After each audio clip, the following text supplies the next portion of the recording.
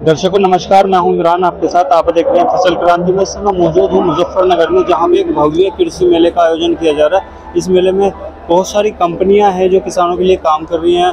इन कंपनियों की क्या प्रतिभागिता है, किस तरीके से काम करती है, ये सब हम जानने की कोशिश कर रहे हैं। फिलहाल मैं मौजूद हूँ हरित प्रदेश मिल्क प्रोड्यूसर कंपनी में, और हमारे साथ मौजूद हैं डॉक्टर शेखावत, जो इस कंपनी में कार्य करते हैं। क्या है ये कंपनी, किस तरीके से काम करती है, हम जानेंगे डॉक्टर शेखावत से। सर बहुत बहुत स्वागत है आपका फसल साथियों।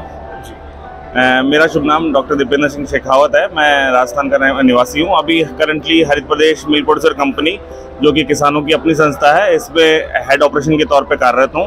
अभी हमारी संस्था उत्तर प्रदेश के वेस्टर्न यूपी में लगभग 7 जिलों से 1400 गाँव में कार्यरत है। इन 1400 गाँव में हम 34,000 किसानों से हम जुड़े हुए हैं। इन 34,000 किसानों से संस्था जुड़ने के साथ साथ उनको जो सुविधाएं मुहैया करवा रही है, वो सबसे इम्पोर्टेंट बात है कि संस्था उनको अपना शेयर होल्डर बनाती है, फार्मर्स को, और जो भी संस्था का प्रॉफिट है वो डायरेक्टली फार्मर्स के अकाउंट में ट्रांसफर करती है। तो इसमें डायरेक्ट बेनिफिट टू फार्मर्स, जो कोऑपरेटिव का जो एक ध्येय था, उसको ये प्रोड्यूसर ऑर्गेनाइजेशन ज़्यादा बेटर तरीके से फार्मर्स तक पहुँचा पा रही है। तो सब कितना, जैसे आपने बताया कि लगभग 34,000 किसान आपके साथ जुड़े हुए हैं, तो कितना बेनिफिट इन किसानों को मिल रहा है और किस तरीके से आप काम कर रहे हैं? बिल्कुल। तो आपने सवाल जो पूछा है कि फार्मर्स को कैसे बेनिफिट मिल रहा है, पहली बात अपन को ये समझना पड़ेगा कि देश में प्रोड्यूसर ऑर्गेनाइजेशंस की जरूरत कहाँ से आई।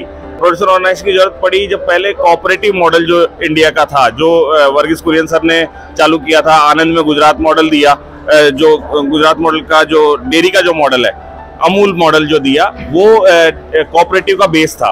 पर वो गुजरात का जो अमूल का जो मॉडल था, वो हर स्टेट में उस इफेक्टिव तरीके से लागू नहीं हो पाया। जैसा उसका उदाहरण देख सकते हैं अपन, यूपी में ही उतना इफेक्टिवली कोऑपरेटिव मॉडल लागू नहीं हो पाया। कारण उसका ये रहा कि जो 11 मेंबर्स की जो कमेटी बनती है, और वो जो फार्मर्स का जो पूरा बेनिफिट जो उन कमेटी के थ्रू वो सारे किसानों को जाता है, वो 11 मेंबर्स की कमेटी इफेक्टिव रूप से नहीं बन पाई, और वो जो ट्रांसफर होना था, जो पूरा प्रॉफिट, वो किसानों तक नहीं जा पाया। इसमें जब मदर डेयरी के जहाँ पे भी ऑपरेशन चल रहे थे, मदर डेयरी के जितने भी ऑपरेशन चल रहे थे, उनको एनडीडीबी ने एक मुहिम चलाई, जिसमें सारे मदर डेयरी के ऑपरेशंस को कन्वर्ट किया गया और कुछ को नया स्टार्ट भी किया गया, जहाँ पे प्रोड्यूसर ऑर्गेनाइजेशन एस्टेब्लिश की गई। इन प्रोड्यूसर ऑर्गेनाइजेशन में मिनिमम एक फार्मर को 5 शेयर अपने खुद के जमा करने पड़ते हैं। ये फार्मर्स कौन होते हैं? वो फार्मर्स जो मार्जिनल, रूरल मार्जिनल फार्मर्स हैं, छोटे किसान हैं, सीमांत किसान हैं। उनके 200 दिन उनको संस्था में एक साल में दूध डालना होता है, 365 दिन में से, और 500 लीटर मिनिमम दूध डालना होता है 200 दिनों के अंदर। तो जो भी किसान इस क्राइटेरिया में फुलफिल करते हैं, वो हमारे साथ पंजीकरण कराते हैं पहले, और उनको डायरेक्ट पेमेंट उनके खाते में कंपनी के थ्रू मुहैया होती है।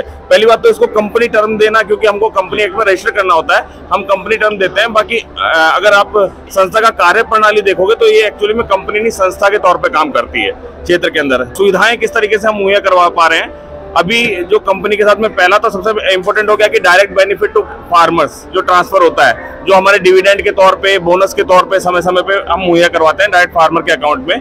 दूसरा जो एक इम्पोर्टेंट बेनिफिट हम दे रहे हैं वो है बायोगैस का। अभी हमारे प्रोजेक्ट चलाया है जिसमें हम 5000 बायोगैस प्लांट्स हमारे फार्मर्स को ही मात्र 6000 रुपए में हम संस्था के द्वारा लगवा रहे हैं। ये इतने कम दाम पे जो बायोगैस के प्लांट लग रहे हैं, इससे दोनों बेनिफिट हैं। एक तो रसोई गैस का खर्चा बचेगा गृहिणियों का, दूसरा उसमें इंपॉर्टेंट बेनिफिट है कि जमीन की उर्वरक क्षमता बढ़ेगी। तो आजकल जो पशुओं में रिपीट ब्रीडिंग की समस्या आ रही है, ये रिपीट ब्रीडिंग क्यों हो रहा है ज्यादा? क्योंकि पशुओं को जो डाइट मिल रही है उस डाइट के अंदर ही वो न्यूट्रिएंट नहीं है जो पशु को मिलते थे पहले। तो अभी वो क्योंकि उर्वरक क्षमता जमीन की खत्म हो चुकी है, अगर अपन जैविक खाद का यूज करें तो जमीन की उर्वरक क्षमता भी वापस आएगी और जो अपन खेती पैदा कर रहे हैं या पशुओं के लिए फॉडर जो पैदा कर रहे हैं उसके अंदर भी उतने ही न्यूट्रिएंट ज्यादा मिलेंगे। तो हमारा मानना यह है कि इससे पर्यावरण को भी लाभ होगा, साथ में पशुओं की हेल्थ भी सुधरेगी और गृहिणियों को तो खर्चे से बचाव होगा ही होगा। साथ में दूसरा हम बेनिफिट एक इम्पोर्टेंट हम जो काम कर रहे हैं, राष्ट्रीय गोकुल मिशन के तहत अपन सब्सिडाइज रेट के ऊपर सेक्स सॉर्टेड सीमन लगवा रहे हैं, जिसमें संस्था का जो टारगेट है 5 साल के अंदर हम 6 लाख एआई करेंगे और उन 6 लाख एआई से 2 लाख फीमेल प्रोजनी अच्छी नस्ल की बछड़ियां पैदा करने का संस्था का लक्ष्य है। तो डॉक्टर साहब, मान लीजिए अगर कोई किसान आपसे जुड़ना चाहता है जो पशुपालक है, तो वो किस तरीके से जुड़ सकता है? मेरा आपसे अंतिम सवाल यही है।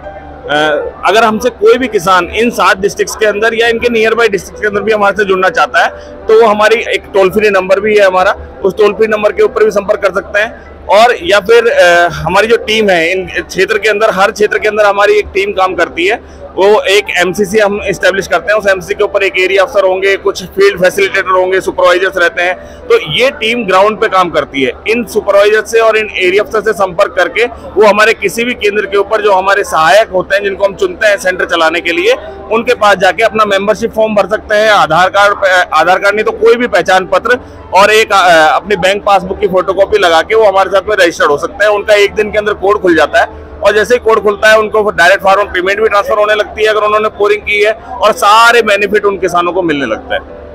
ये थे हमारे साथ डॉक्टर शेखावत, जिन्होंने बताया किस तरीके से ये कंपनी काम करती है और सबसे अच्छी बात यह है कि किसानों को इसका सीधा लाभ मिलता है। डॉक्टर साहब, बहुत बहुत धन्यवाद हमारे साथ जुड़ने के लिए। Thank you so much. इसी तरीके की और भी जानकारी हम आप तक पहुँचाते रहेंगे। देखते रहिए फसल क्रांति। धन्यवाद।